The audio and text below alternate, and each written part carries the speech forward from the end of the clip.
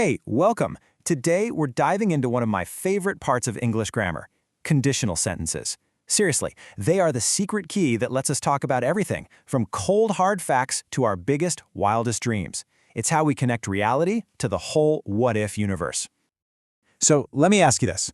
What if I told you there's one single grammar concept that holds the key to talking about, well, everything? Facts, plans, dreams, even regrets. It's the tool we use to talk about what is, what might be, and what could have been.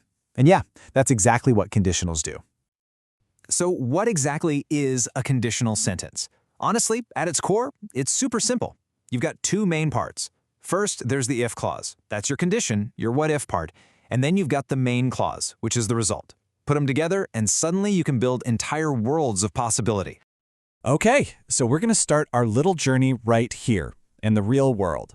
This is where conditionals help us talk about stuff that's either totally certain or, very likely to happen. First up, let's talk about the zero conditional. I like to think of this as the 100% rule. It's for things that are always true. There are no maybes here. If the condition happens, the result is guaranteed to happen, every single time. And the structure couldn't be easier. It's just if plus a verb in the present simple, and then another verb in the present simple. That's it.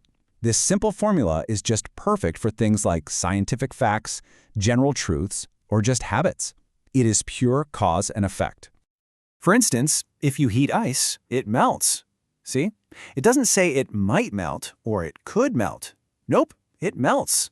That's a law of physics, and the zero conditional nails that certainty. In fact, it's so certain you can usually swap if for when and the meaning doesn't change at all. Okay, so let's dial back the certainty from 100% to, well, let's say highly probable. This is the first conditional. It's all about the future, but a future that's totally realistic and possible. This is the one we use for, actually planning our lives. Now check out the structure here, because it's a little quirky. We still use the present simple for the if part, even though we're talking about the future. Weird, right? The future tense, that will plus a verb, only shows up in the result part. We use this all the time for making plans, giving warnings, or making promises. And here is a perfect, everyday example of it. If it rains tomorrow, we will stay at home. The rain happening, that's a real possibility, not some fantasy. And us staying home, that's a direct, pretty likely consequence. This is you, just making a simple plan for the weekend. All right, we have totally covered reality.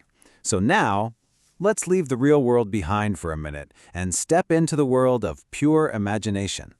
This is where conditionals get really fun, letting us explore hypotheticals, give advice, and even look back on the past with a little regret. And with that, welcome to the second conditional. This is our official grammar for dreaming. We use it to talk about things in the present or the future that are, let's be honest, pretty unlikely, or maybe even completely impossible. It is the language of what if. Now, the structure is what sends the signal that we're in an imaginary world. The if clause actually uses the past simple, and the result clause uses would plus a verb. It's perfect for two big things: dreaming up a totally different life and for giving advice. Like when you say, if I were you.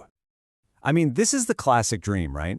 If I won the lottery, I would travel the world. Using the past tense one is the key. It tells everyone listening that this is just a hypothetical. I haven't actually won the lottery, but boy, am I imagining what I'd do if I did.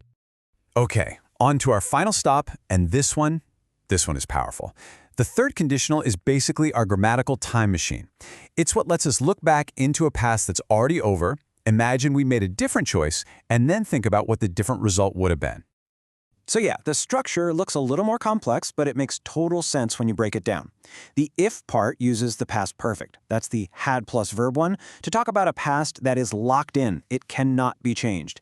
And the result then uses would have plus a past participle. And its main job, really? Expressing regret.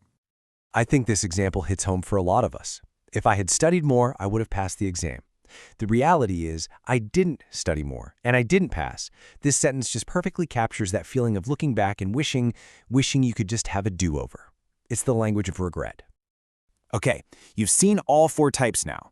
So before we wrap up, let's just add a couple of quick, handy tips to your toolkit to help you really master these with confidence. Here's a super simple but really important punctuation rule. If your sentence kicks off with the if clause, you need a comma to separate it from the result. But if you flip it around and put the result first, you don't need a comma. Easy peasy. It's a small trick that makes your writing look so much cleaner. And here's a little pro tip for you. You don't always have to be stuck using will or would. You can actually swap in other cool words like can, could, may, or might. Doing this lets you fine-tune the meaning, You can change the level of possibility in your result. It just adds this whole other layer of detail to what you're saying. And now, behold the ultimate cheat sheet. Right here, you can see everything we've talked about, all in one spot. Each conditional type, the structure it uses, and its level of certainty, from a 100% solid fact all the way down to an impossible past. Seriously, screenshot this. This is your go-to guide. So, let's just end with a thought that kind of brings this all home. Grammar isn't just a boring set of rules, right? It's the tool we use to tell the story of our lives. So, using that really powerful third conditional we just talked about, if you could reach back into your own past and change just one thing, what would it be? That's something to think about.